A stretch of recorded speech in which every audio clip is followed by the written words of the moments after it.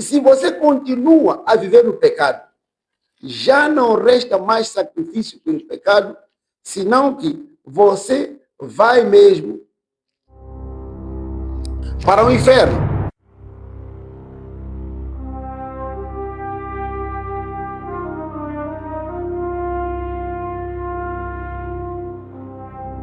A paz do Senhor, amados irmãos, Shalom. Sejam bem-vindos no canal A Última Trombeta. Neste canal estamos falando do Evangelho Eterno. Neste canal estamos preparando a sua alma para o arrebatamento, para a vinda gloriosa do Messias. Hoje temos um convidado especial conosco. Temos o amado arcebispo sênior Ricardo Mavi, ele que é supervisor nacional do Ministério de Arrependimento e Santidade. Ele virá hoje para nos dar um tema muito importante para a nossa salvação. O tema é o arrebatamento e a condição da igreja hoje. Ele vai nos trazer uma mensagem poderosa para nos abrir os nossos corações para vermos em que estágio em que nós nos encontramos, o que tem que ser feito para que a igreja ela possa subir.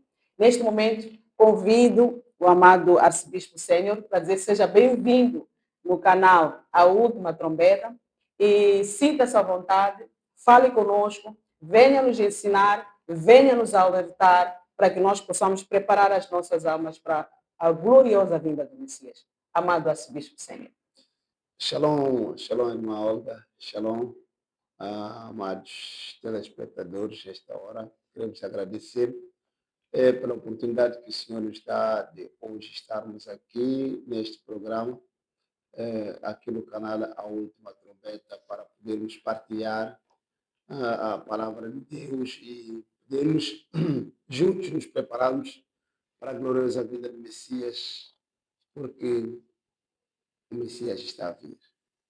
Muito obrigado. Amém. Então, meu pai, gostaríamos mesmo de saber qual é a condição da igreja hoje para o arrebatamento. Bom, a condição da igreja, a condição espiritual, o arrebatamento vai acontecer e a qualquer altura a trombeta vai tocar e todos nós estamos. Aliás, o que nos faz sermos nós cristãos é exatamente este momento que está a se aproximar a cada dia. Nós vemos os sinais estão se cumprindo e a igreja tem que sair daqui, porque já sentimos, podemos dizer, assim, o cheiro da tribulação e da grande tribulação, olhando todos os cenários que estão a acontecer neste momento. E perguntando-me acerca da condição da igreja nesta hora, infelizmente, a condição da igreja não é das melhores. A condição da igreja é muito má nesta hora, olhando para aquilo que a igreja devia ser, analisando o que a igreja devia ser, nós vemos que a igreja agora não está em condições de subir se o arrebatamento acontecer, irmã Olga. A igreja não está pronta para dizer isso direto e com uma palavra simples. Não está pronto, a condição da igreja é muito má. A igreja caiu mesmo no pecado, se nós formos a olhar. Mas não é uma queda que pode nos surpreender, porque se nós olharmos para a Bíblia, nós podemos ver que esta queda já havia sido profetizada, o Senhor Jesus Cristo já tinha profetizado acerca desta queda. E se nós abrirmos aqui a Bíblia no livro de Mateus, Mateus capítulo 24, Mateus capítulo 24, diz assim a palavra do Senhor. Vou abrir aqui o Mateus capítulo 24, vou ler mesmo a partir do versículo 3, diz assim a palavra do Senhor. Tendo Jesus se assentado no Monte das Oliveiras, os discípulos dirigiram-se a ele em particular e disseram: Dize-nos quando acontecerão essas coisas e qual será o sinal da tua vinda e do fim dos tempos. Jesus respondeu: cuidado que ninguém os engane, pois muitos virão ao meu nome dizendo: eu sou o Cristo, e enganarão a muitos. Vocês ouvirão falar de guerras e rumores de guerras, mas não tenham medo. É necessário que tais coisas aconteçam, mas ainda não é o fim. Bom, eu podia ler e até mesmo lá embaixo, mas porque estou a falar da condição da igreja, deixa-me ler até aqui e depois saltar um pouco até o versículo 11, diz: e numerosos falsos profetas surgirão e enganarão a muitos. Nesta profecia, que é a profecia mais importante que a Bíblia tem nesta hora para a igreja, porque todas as outras profecias vêm culminar nesta, Mateus 24 e Mateus 25, óbvio, porque fazem tudo a parte de uma resposta que Jesus quis estava a dar quando foi perguntado pelos discípulos qual será o sinal da sua vida e do fim do mundo. Porque Jesus quis falou muito do arrebatamento da igreja, e as pessoas e os discípulos acabaram a ficar curiosos. Qual é que há de ser o final? Qual é que será o sinal do final da sua vida? O sinal da sua vida.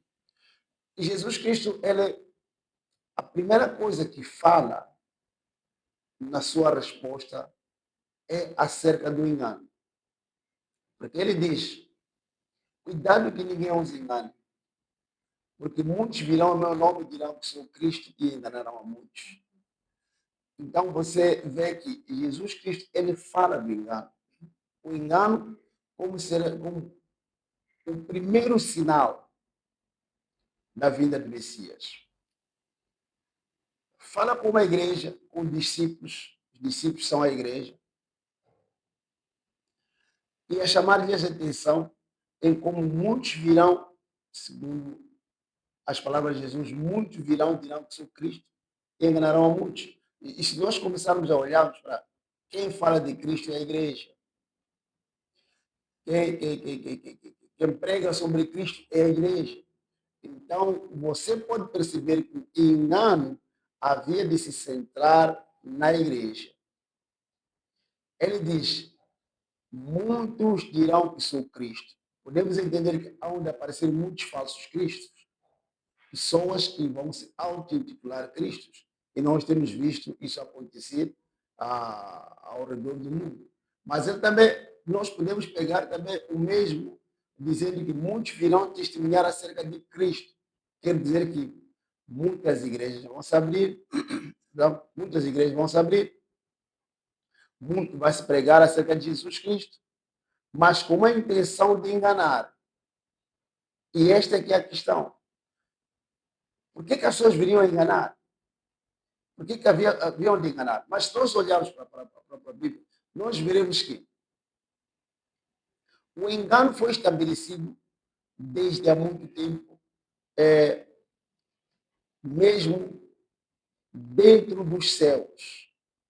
Nós podemos ver Isaías 14, o Lucifer, que criou aquela revolta toda dos céus, mas se nós olharmos, porque eu quero trazer um entendimento aqui, a coisa ser bem clara do que nós estamos a falar, aqui no Apocalipse 12,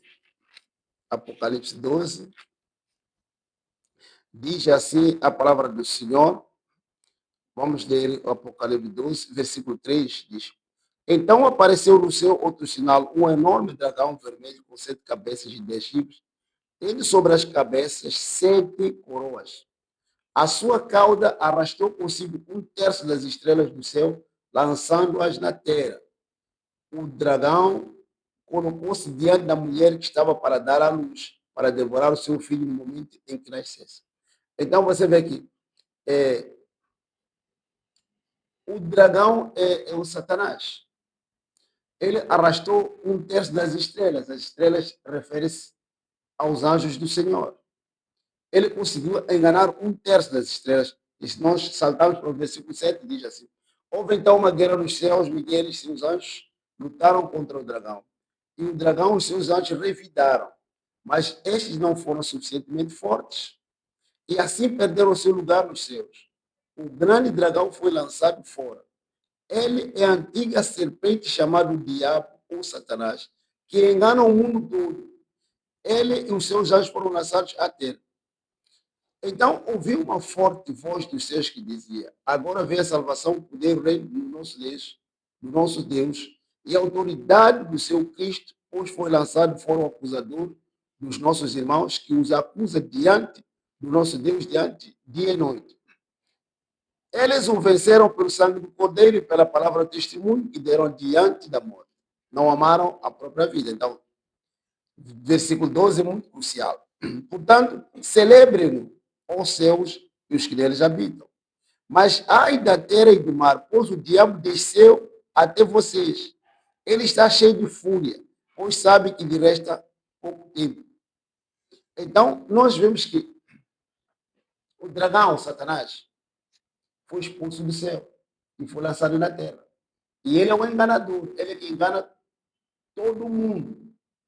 E quando veio aqui na terra, quando Deus criou o homem, Adão e Eva, nós vimos que ele se intrometeu no jardim de Éden e enganou o homem. Enganou Adão, enganou a Eva e eles caíram no pecado. E nós podemos ver também que ele fez tanta destruição que mesmo Israel, ele foi capaz de enganar Israel e fazer com que Israel caia no pecado. E agora Jesus Cristo, quando implanta a igreja, quando chega na hora de ele ser crucificado, será arrebatado, ir para o céu, nas instruções que dá, chama a atenção à igreja acerca do engano. Esse cuidado. Quem diz cuidado está chamando a atenção. Cuidado que ninguém vos engane. Cuidado que ninguém venha a tirar-vos do foco, do caminho e da verdade. Porque muitos virão em meu nome. Usarão o nome de Cristo para enganar a muitos. Dirão que sou Cristo e enganarão a muitos. Não enganarão poucos, enganarão a muitos. E no versículo 11 ele ainda diz: e muitos falsos profetas surgirão e enganarão a muitos. Então você vê que o engano entrou na igreja. A igreja não vigiou. A igreja deixou-se levar pelo engano. E quando nós olhamos para a igreja hoje, voltando a esta pergunta, nós vemos uma igreja que está no engano. Nós vemos uma igreja que está a viver no pecado. Segundo o livro de Judas, Judas aqui, o livro de Judas, podemos ver o livro de Judas, o único capítulo de Judas, versículo 3 diz: amados, embora estivesse muito ansioso por lhes escrever acerca da salvação que compartilhamos, senti que era necessário escrever-lhes insistindo que batalhassem pela fé de uma vez por todas, confiada aos santos. Pois certos homens, cuja condenação já estava sentenciada há muito tempo, infiltraram-se dissimuladamente no meio de vocês. Estes são ímpios e transformam a graça de nosso Deus em libertinagem e negam Jesus Cristo, nosso único soberano e Senhor. Então, Judas, ele diz, eu queria vos falar da salvação, trazer aqui uma pregação, uma palavra para vocês acerca da salvação, mas há uma necessidade de eu vos exortar acerca de um assunto que está acontecendo. Há um assunto muito importante que está acontecendo. Alguns homens se intrometeram no nosso meio e começaram a perverter a graça. Por quê? Como é que o diabo fez cair a igreja? Pervertendo a graça, trazendo um entendimento que não é verdadeiro acerca da graça. E a igreja caiu nessa doutrina falsa do diabo, em como que a graça fosse a liberdade de viver no pecado e depois entrar no céu. Em outras palavras, o diabo conseguiu trazer no meio da igreja uma salvação sem arrependimento. A única coisa que o diabo fez com a igreja, removeu a santidade, que é um ingrediente muito importante. Então, quando você vê hoje a igreja, você vê uma igreja que não vive santidade, mas uma igreja que prega que está indo para o céu. Vive uma graça sem santidade, vive uma salvação sem arrependimento. As mesmas pessoas que estão na igreja hoje são as mesmas pessoas que estão corruptas no serviço, são corruptas na estrada. As mesmas pessoas que estão na igreja hoje são as mesmas pessoas que assaltam, que roubam. Então, na casa do Senhor hoje virou um lugar onde não há temor a Deus. A igreja não teme Deus. Aliás, a igreja não tem a imagem de salvação. Não tem a imagem de salvação. Tudo porque o inimigo conseguiu perverter a graça. Então, ficamos naquela condição de estamos na graça. E quando se fala desse assunto de estar na graça, então, quando você ouve aquelas doutrinas de Deus não tem nada a ver com roupa, Deus não tem nada a ver com o que você fala, Deus não segue regras, nós não estamos a seguir a lei, nós estamos na graça. Estas doutrinas todas que estão mal interpretadas e mal introduzidas, o objetivo central era trazer a igreja no lugar onde está hoje. Sim, Uma igreja separada por Deus, uma igreja caída. sim, amado arcebispo, falou da graça. De fato, o que nós ouvimos nas igrejas hoje é que, de fato, a partir do momento em que eu aceito, em que nós aceitamos a Jesus Cristo como Senhor e Salvador das nossas almas, nós já estamos salvos. Porque o que nos é passado, a mensagem que nos é passada lá é que Jesus Cristo, ele foi à cruz e ele fez um trabalho completo para nós. Então, podemos viver tranquilamente e que naquele dia vamos entrar. Então, quais são as consequências de uma igreja que vive em pecado, enchendo as igrejas, participando dos cultos, mas sem santidade, vivendo uma vida morna? Porque o entendimento que nos é passado nas igrejas é que, efetivamente, eu aceito a Jesus Cristo como Senhor e Salvador e já entrei para a glória. Quais são as consequências da vida dos crentes em viver na graça, sem a renúncia, na graça, vivendo em pecado? Amém.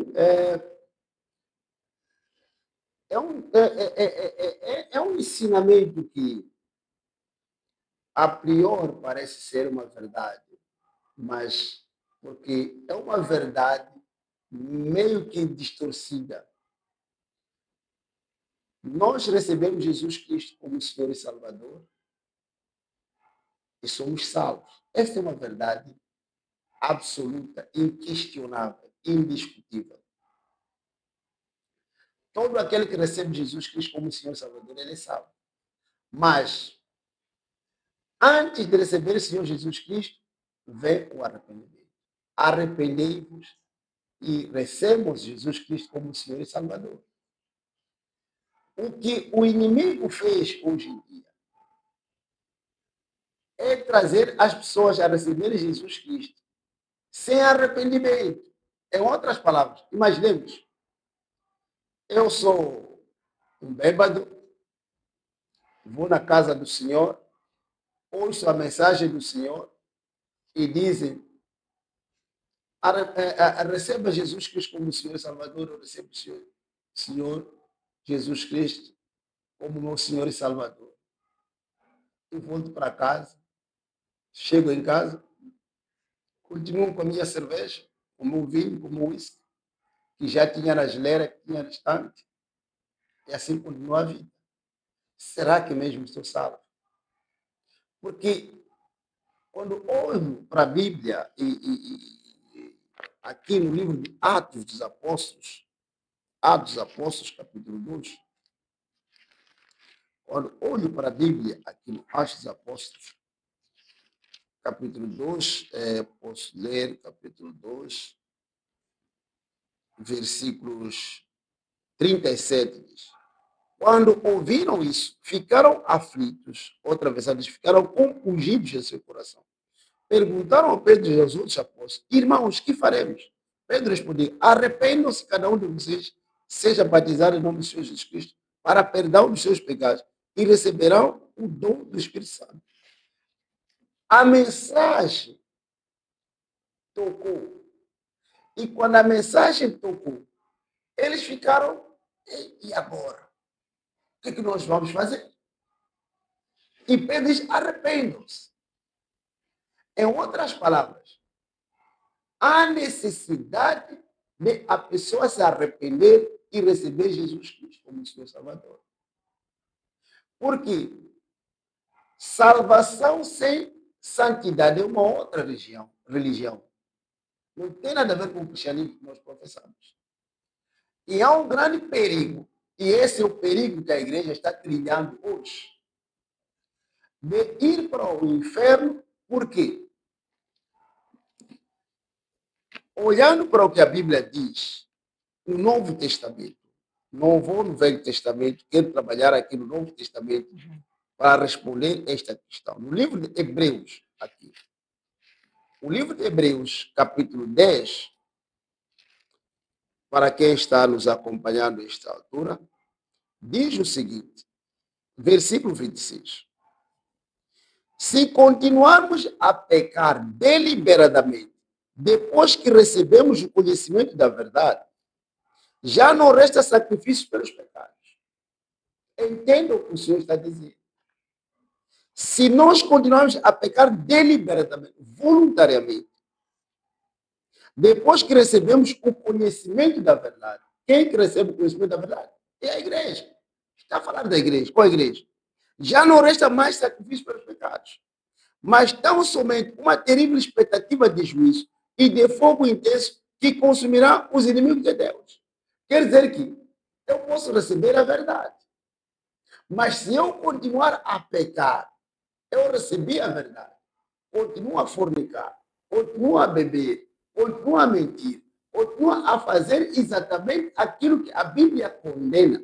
Ele diz que já não resta mais sacrifício pelo pecado. Significa que Jesus Cristo não voltará ao Calvário para vir me salvar de novo. Só resta uma única coisa: o fogo irá consumir os inimigos. Versículo 22 diz: quem rejeitava a lei de Moisés moria sem misericórdia pelo depoimento de 2 ou 3 testemunhas. Quão mais severo castigo julgam vocês? Merece aquele que pisou aos pés o Filho de Deus, profanou o sangue da aliança, pelo qual ele foi santificado e insultou o Espírito da graça. Nós conhecemos aquele que disse: a mim pertence a vingança, eu retribuirei, e outra vez o Senhor julgará o seu povo. Ele diz: o Senhor julgará o seu povo. Não diz que julgará o mundo. Quem é o povo de Deus? São aqueles que receberam Jesus Cristo como seu Salvador. Esses aí que são o povo de Deus. O povo de Deus não é o mundo no geral. O mundo no geral, estamos atrasados de criaturas de Deus. O povo de Deus, ele diz que julgará o seu povo. Então, voltando nesta questão, não é bem verdade que quando nós recebemos Jesus Cristo como Senhor Salvador, passamos a vivermos uma vida relaxada. Se continuamos com Hebreus, no versículo 12, diz o seguinte, no capítulo 12, diz o seguinte, versículo 14, escuta o que diz a palavra de Deus. Diz: esforcem-se para viver em paz com todos e para serem santos. Sem santidade ninguém verá o Senhor. Ele está dizendo, existe um esforço, existe uma parte minha, eu não sei se estou a tentar explicar bem, Eu tenho parte nesta situação. Eu tenho que me esforçar por viver em paz com Deus e me esforçar por ser santo. O esforço é meu. Há um trabalho que eu devo fazer, há uma comparticipação. Sim, Senhor, Jesus Cristo morreu na cruz para nós sermos salvos. Sim, Senhor, eu recebi Jesus Cristo, mas ele diz: carrega a sua cruz. Esforça-se por viver em paz e ser santo. Quer dizer que eu tenho que ser santo. E se nós olharmos para as cartas que ele escreve para as 7 igrejas, você ouve ele dizer: aquele que vencer. Aquele que vencer, posso dar aqui um exemplo muito rápido, é, para que a igreja de Deus não continue a ser enganada. Aleluia. Por isso, posso ler aqui Apocalipse 3, versículo. Posso ler aqui. Porque ele diz: aquele que vencer. Porque é aqui onde nós temos que pegar isto e começarmos a trabalharmos nisto aqui. Posso ler aqui o versículo 11, diz: venho em breve, retenha o que você tem, para que ninguém tome a sua coroa. Farei do vencedor uma coluna no santuário do meu Deus, e dali ele jamais sairá. Escreverei nele o nome do meu Deus e o nome da vida do meu Deus, a nova Jerusalém, que desce dos céus da parte de Deus, e também escreverei nele o meu novo nome. Posso ler também aqui o Apocalipse 2, versículo 26, diz: aquele que vencer e fizer a minha vontade até o fim, darei autoridade sobre as nações. Em quase todas as cartas, dizer, aquele que vencer, aquele que vencer, aquele que vencer. Por que temos que vencer? Nós vencemos quando estamos numa batalha. Nós vencemos, temos que vencer o pecado. Nós temos que vencer o diabo nesta terra aqui. Ele diz: esforça-se. Quer dizer, a igreja, amados, tem uma parte. É verdade que você recebe Jesus Cristo como Senhor Salvador, mas ele diz: se continuar a viver no pecado, você vai para o inferno. Se continuar a fornicar, a mentir, a roubar, a fazer o que Deus não gosta, você vai para o inferno. Estando a pregar o evangelho, estando a cantar no altar, como grupo de louvor, estando a evangelizar, a implantar igrejas, porque ele diz, o Hebreus é muito essencial para nós entendermos. Podemos voltar para o Hebreus aqui. Ele diz, se você continua a viver no pecado, já não resta mais sacrifício pelo pecado, senão que você vai mesmo para o inferno. Hebreus, aqui, capítulo 6, versículo 4, diz: ora, para aqueles que uma vez foram eliminados, quem foram eliminados? E a igreja. Tornaram-se participantes, provaram o dom celestial. Quem prova o dom celestial é a igreja. Tornaram-se participantes do Espírito Santo. Quem é participante do Espírito Santo é a igreja. Experimentaram a bondade da palavra de Deus e os poderes da era que há de vir. É a igreja. E caíram. É impossível que sejam reconduzidos ao arrependimento, pois para si mesmos estão crucificando de novo o Filho de Deus, sujeitando a desonra pública. Veja o versículo 7 diz: pois a terra que absorve a chuva que cai frequentemente e dá colheita proveitosa, aqueles que a cultivam recebem a bênção de Deus. Mas a terra que produz espinhos e ervas daninhas é inútil e logo será amaldiçoado. Seu fim é ser queimado. Nós temos a graça do Senhor, nós ouvimos a palavra de Deus, mas nós vivemos uma vida de caída. Ele diz: nós crucificamos de novo Jesus Cristo e sujeitamos Jesus Cristo a uma desonra pública. Isso é muito grave.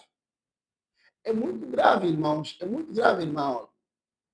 Que alguém que se diga pastor, que se diga evangelista, diácono, que se diga, sei lá, crente, esteja, por exemplo, a dançar uma música mudada. Quando estarem a dançar nos TIC, quando estarem a dançar na festa, dançar quizombas, dançar, sei lá, desoculta panza, não sei o quê. Está a desonrar Jesus Cristo. A outra versão diz que sujeitamos Jesus a uma zombaria, a um vitupério. O que quer dizer que é igual a tirar, a pegar Jesus Cristo e colocar numa praça pública e lhe despir a roupa e depois já poupar e dizer, oh, é o que fazemos. Ele diz aqui, se uma terra recebe chuva, se uma terra recebe chuva e produz comida, é abençoada. Mas se a outra terra recebe chuva e produz espinhos, é queimada. Em outras palavras, se você está na igreja, ouve a palavra de Deus, recebe o Espírito Santo, ouve a mensagem, lê a palavra de Deus, e você se santifica, vive uma vida de santidade, você é abençoado. Mas se você está na igreja, recebe a mensagem, ouve, vê as maravilhas, como estão a andar, sempre estão a abrir a vida, você vê sinais de maravilhas do Senhor. E você vive no pecado. Ele está dizendo, você vai ser queimado. A Bíblia é muito clara quanto a esse aspecto, irmão. Amados irmãos, glórias a Deus. Fique conosco, este é o canal A Última Trombeta, e aqui a irmã Olga Costa. Temos o nosso convidado, o amado arcebispo sênior Ricardo Mavi, ele que vem nos falar e nos abrir a nossa mente sobre as condições pelas quais nós, como crentes, devemos percorrer para o arrebatamento, como preparação da gloriosa vida do Messias.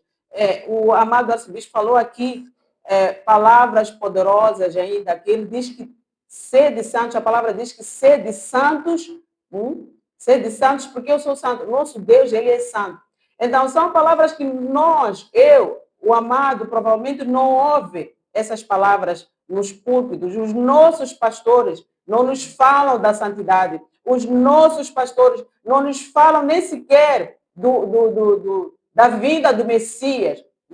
Não se fala nos púlpitos do arrebatamento. Há irmãos que nem sabem o que é arrebatamento, nunca ouviram falar do arrebatamento, nem sabem em que tempos é que nós vivemos. Então, é aqui neste canal onde você vai ouvir esses segredos para preparar a sua alma para a vinda do Messias. Então, o que eu vou levar ao amado arcebispo neste momento é que nos clarifique o que realmente é ser santo, já que nós não ouvimos essa mensagem nos púlpitos, nós não ouvimos essas palavras, nem se fala do inferno, não se fala do arrebatamento, não se fala da condição pela qual os crentes devem se preparar para o arrebatamento. Então, eu quero levar essa questão ao nosso convidado para nos esclarecer sobre esses temas que nós nem sequer ouvimos falar. Tudo aqui é novidade para alguns, então gostaríamos de ter esclarecimento sobre a definição do que é ser santo, o que é isto de arrebatamento que se fala.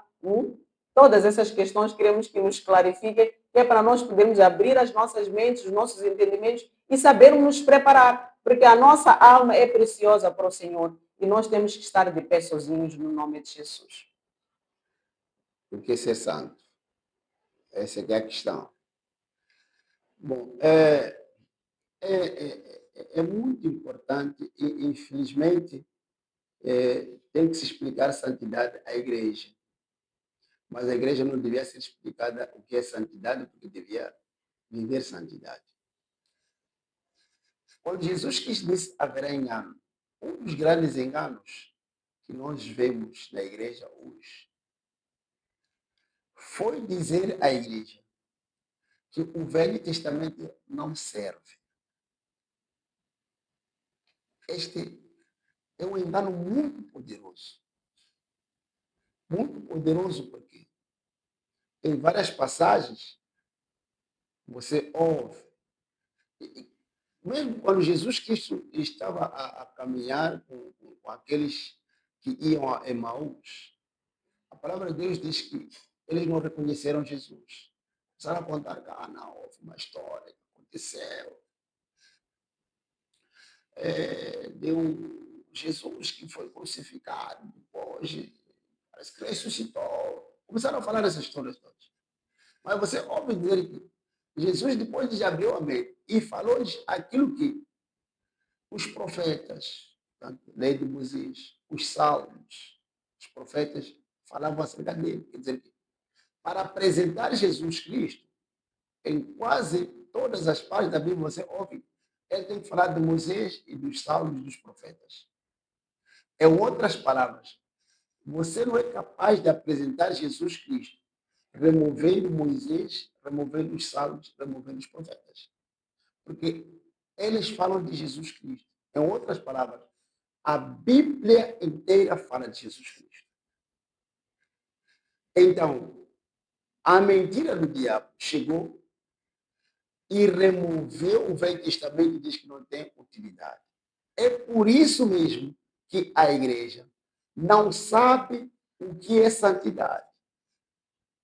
Porque se nós olharmos para a Bíblia, no livro de Êxodos, capítulo 19, Êxodos, capítulo 19, venha comigo para o Êxodos, capítulo 19,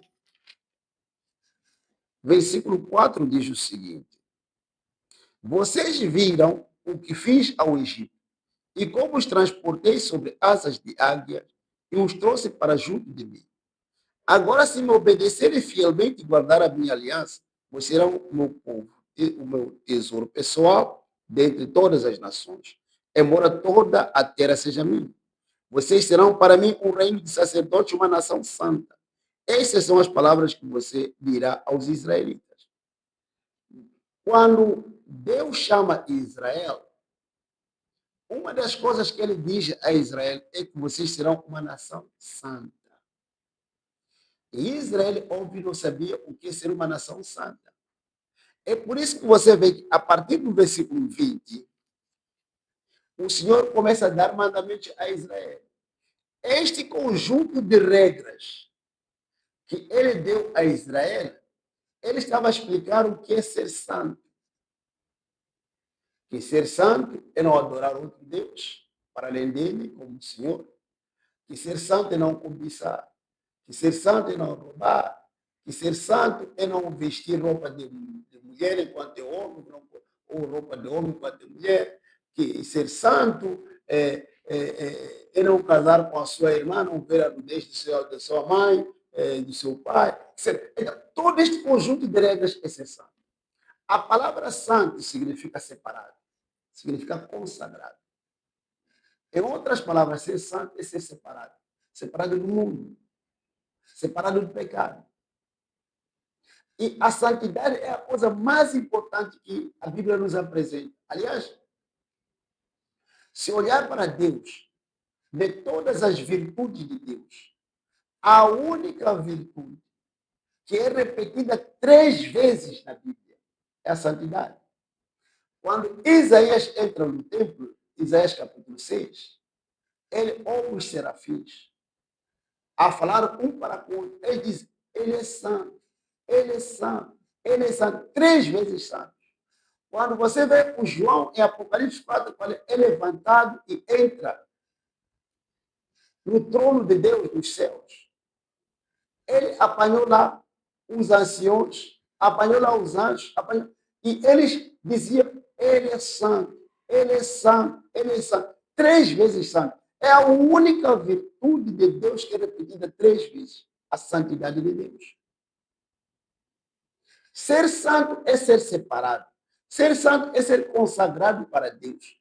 Então, se nós formos a ver o que é ser separado, é ser consagrado para Deus. Mesmo ainda aqui mesmo na Bíblia, no livro de Levíticos, livro de Levíticos, versículos, vamos lá ver se, versículo 22. Levíticos 20, 22 diz assim: obedeçam a todos os meus decretos e leis pratiquem-nos, para que a terra para onde estou levando, para nela habitar, não os vomite. Não sigam os costumes dos povos que vou expulsar de diante de vocês. Por terem feito todas essas coisas, causam repugnância. Mas a vocês prometi que herdarão a terra delas, eu a darei a vocês como herança, terra que mana leite e mel. Eu sou o Senhor, o Deus de vocês, que os separou dentre os povos. Portanto, façam separação entre animais puros e impuros, entre aves puras e impuras. Não se contaminem com animal, ou ave, ou com qualquer criatura que se move rente ao chão, os quais separei de vocês para eles serem puros. Vocês serão santos para mim, porque eu, o Senhor, sou santo, e os separei dentre os povos para serem meus. Então, ele diz a Israel o que é ser santo. Ele diz, eu os separei. Não ande nos costumes. Entende o que ele está dizendo? Não ande nos costumes dos povos que eu estou expulsando diante de ti. Em outras palavras, alguém que foi separado por Deus se separa dos hábitos e dos costumes do mundo. Se o mundo vai para este lado, ele tem que ir para este lado. Se o mundo veste desta maneira, ele veste desta maneira. Se o mundo come assim, ele come assim. E nós apanhamos isto aqui. No livro desse, o mesmo mandamento, a mesma instrução, nós apanhamos aqui no 2 Coríntios, capítulo 6, versículo 14, diz assim a palavra de Deus. Não, agora falando diretamente para a igreja, não se ponha em julgo desigual com o descrente, pois o que tem em comum a sua justiça e a maldade, ou que comunhão pode ter a luz com as trevas, que harmonia entre Cristo e Belial, que há de comum entre o crente e o descrente, que acordo há entre o templo de Deus e os ídolos, pois somos santuários do Deus vivo, como disse Deus, habitarei com eles e entre eles andarei. Serei o seu povo, o seu Deus, e eles serão o meu povo. Aquilo que estava a dizer quando ele disse, julgarei o meu povo. Então diz, habitarei com eles e entre eles andarei. Serei o seu Deus e eles serão o meu povo. Portanto, saiam do meio deles e separem-se, diz o Senhor. Não toquem coisas impuras e eu os receberei. E que serei pai e vocês serão meus filhos e minhas filhas, diz o Senhor Todo-Poderoso. Então, ser santo é ser separado. É ser um vaso consagrado para servir Deus. É fugir da impureza, é fugir do pecado, é fugir de tudo aquilo que contamina. Mas quando nós olhamos para a igreja, hoje está totalmente contaminada. A igreja hoje falhou em se separar, irmão. A igreja não se separa nem no vestir, a igreja não se separa nem no andar, a igreja não se separa nem no adorar. Hoje em dia você vê que as pessoas trouxeram as mesmas músicas do mundo para a casa do Senhor. Na casa do Senhor hoje dança-se reggae, na casa do Senhor hoje dança-se marrabenta, tem marrabenta gospel, tem, sei lá, tem panza gospel, tem tsukuta gospel, tem kizomba gospel. Você vê que as práticas do mundo, em vez de se separar, a igreja adotou, transformou. A igreja tentou santificar o pecado, deixa eu usar essa expressão, santificar o pecado. É que hoje em dia você apanha os mesmos passos de dança do mundo, da discoteca, na casa do Senhor. A igreja não se separou. A igreja viu que separar-se é coisa difícil, mas a palavra diz, saiam do meio deles, separem-se, eu vou vos receber. A razão pela qual a igreja hoje está rejeitada por Deus é por não se separar. A igreja, hoje em dia, veste-se da mesma maneira como o mundo veste, de tal maneira que, se aqui é uma igreja, aqui é uma discoteca, chega a hora de sair, as pessoas estão a sair da igreja, as pessoas estão a sair da discoteca, você não pode identificar quem vem da igreja, quem vem da discoteca. Porque a mesma roupa, as mesmas rachas, as mesmas calças apertadas que as mulheres põem, os mesmos batons e tudo mais que as mulheres da discoteca põem, são as mesmas coisas que a igreja põe. Amado arcebispo sênior, o que está a falar é real. Amados no Senhor, o que nós vemos hoje nas nossas igrejas é realmente isso que estamos ouvindo aqui. Na igreja do Senhor não há diferença entre aquele que é filho de Deus e aquele que é criatura de Deus. Nas nossas igrejas hoje, temos salto alto, temos mini saias, as nossas irmãs, as nossas mães vêm tranquilamente com coisas falsas, cabelos falsos, maquiagem, todas essas coisas. Mas o que nos é dito no púlpito é que o Espírito Santo de Deus ele vai ajudar a transformar esses irmãos com o tempo e que o Senhor, Ele quer o coração. É o que nós ouvimos nos cultos. Os nossos pastores, eles estão pregando isso. Que não, o Senhor, Ele não olha para as vestes, Ele não olha para as divisões, porque nós fofocamos na casa do Senhor, nós mentimos. Aquilo que disse o amado arcebispo é que nós vamos à igreja, mas depois do culto já estamos no bar, estamos bebendo tranquilamente. Ninguém nos chama a atenção porque nos é dito que o Senhor ele só quer o coração. Então, gostaríamos de saber sobre esta verdade, se realmente é isso, para que naquele dia não aconteça que nós paremos no inferno enquanto nós participamos dos cultos, enquanto tiramos os nossos dízimos, ofertas, enquanto nós evangelizamos, não é? E nós esperamos que com isso tudo aqui nós vamos naquele dia ser recebidos no céu. Então nós gostaríamos de ter um esclarecimento, porque todas essas coisas nós fazemos na igreja. Na casa do Senhor estamos fofocando, estamos lutando, estamos prostituindo, há namoros, que é a fornicação.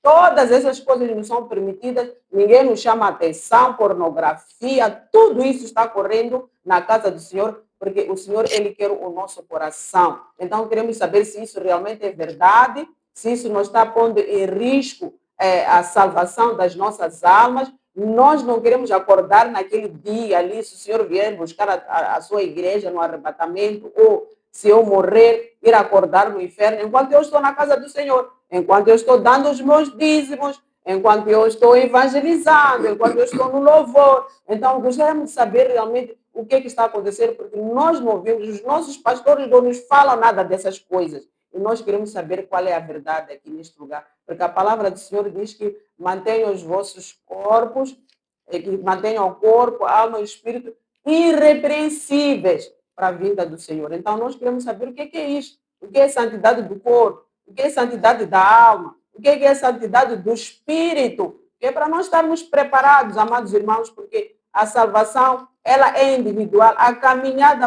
a viagem para o céu, ela é individual. Nós não vamos com os nossos pastores, nós não vamos com a família, nós vamos sozinhos. Então, temos que estar preparados para que o Senhor ele possa nos receber, para que o nosso nome seja escrito no livro da vida. Então, vou pedir aqui ao nosso amado convidado, nosso amado arcebispo sênior, ele que é o supervisor, ele é o líder principal do Ministério da Arrependimento e Santidade, era o nosso convidado hoje para nos esclarecer todas essas questões que nós temos dúvidas, nós ovelhas, estamos em várias igrejas, queremos a verdade, a palavra diz que conhecereis a verdade e a verdade vos libertará.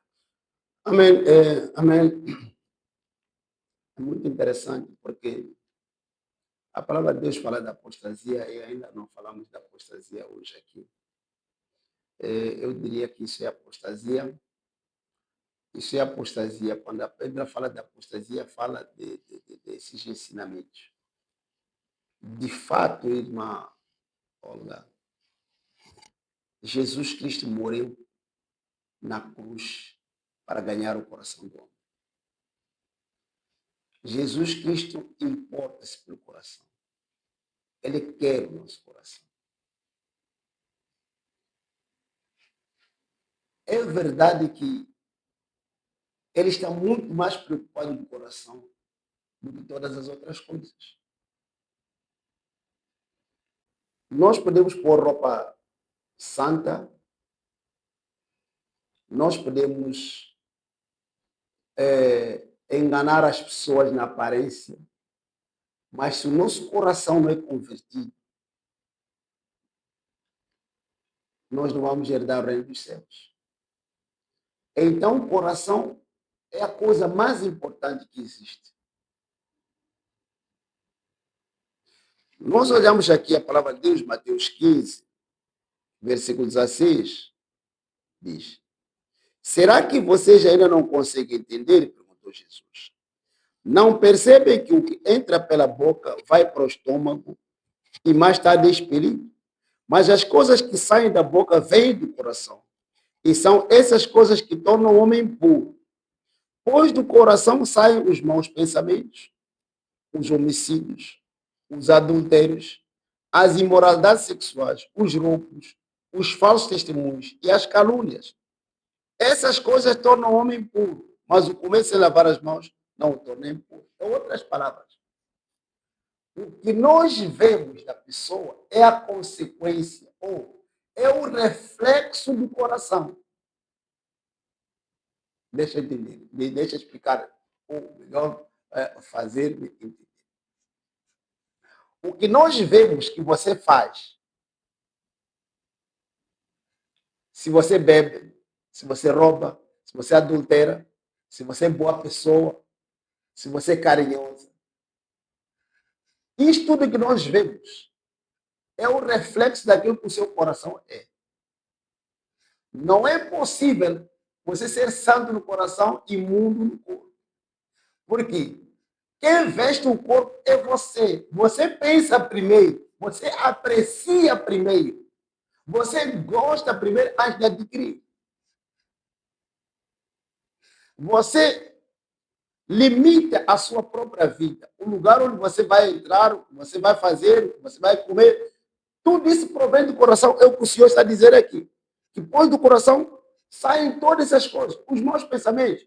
Se você é má pessoa, se você se vinga, se você aldraba, se você faz qualquer coisa, vem do coração. E tudo que Jesus Cristo fez na cruz, é para ganhar o coração. Se consegue ganhar o coração e santificar o coração, esta pessoa vai viver santidade, não tem como. Não tem como. Porque do coração desta pessoa virá a santidade. No coração, é por isso que a Bíblia diz aqui, no livro de Romanos aqui. Romanos capítulo 10. Romanos capítulo 10. Diz assim a palavra de Deus. Versículo 9. Vamos ver a partir do versículo 8. Mas o que ela diz? A palavra está perto de você. Está em sua boca e em seu coração. Isto é a palavra da fé que estamos proclamando. Se você confessar com a sua boca que Jesus Cristo é Senhor e crer em seu coração que Deus ressuscitou dentre os mortos, será salvo. Quer dizer, entram duas coisas, o confessar e o crer. Entra aquilo que a palavra, a boca diz e aquilo que o coração concebe. É verdade que Deus está preocupado com o coração. Isso é uma pura verdade. Mas que tipo de coração, se você for ver o Mateus capítulo 5,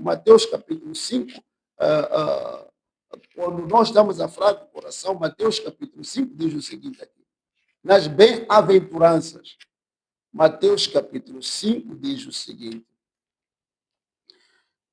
versículos 8 diz o seguinte, bem-aventurados os puros de coração, pois verão a Deus. Os puros de coração, amados telespectadores. Deus está muito preocupado com o coração, mas que tipo de coração? Um coração puro. Isaías 66, aqui, Isaías 66, versículo 2, diz assim a palavra de Deus. O problema do homem é o coração, não é outro assunto. A pessoa desviou, saiu, tirou Jesus Cristo do coração. Diz assim, versículo 2, Isaías 66. Não foram as minhas mãos que fizeram todas essas coisas e por isso vieram a existir? Pergunta o Senhor. A este eu estimo, ao humilde e contrito do espírito, que treme diante da minha palavra. Então você vê que ele quer uma pessoa humilde de coração. Jesus Cristo disse, vinde a mim, todos estão cansados e oprimidos. Deixem os vossos fardos aqui e levam-me junto que é leve. E aprendam de mim que eu sou manso e humilde de coração. Esta é a palavra de Deus. De fato, Deus está preocupado com o coração. Jesus Cristo morreu para ganhar o coração do homem, para purificar o coração do homem. A santidade começa de dentro para fora, amados. Não há santidade dentro e imundice fora. A santidade começa de dentro para fora. Se a pessoa é santa por dentro, vai ser santa por fora. Se a pessoa é imunda por dentro, há de ser imunda por fora. Amém. Esta é que é a questão, irmão. A santidade vem de Deus. Jesus que está muito preocupado com o coração. E é o coração que vai levar a muitos para o inferno. Pois são convertidos para a boca. Ele diz, este povo me diz Senhor, Senhor, pelos lábios, me adora pelos... mas os seus corações estão distantes de mim. Amém.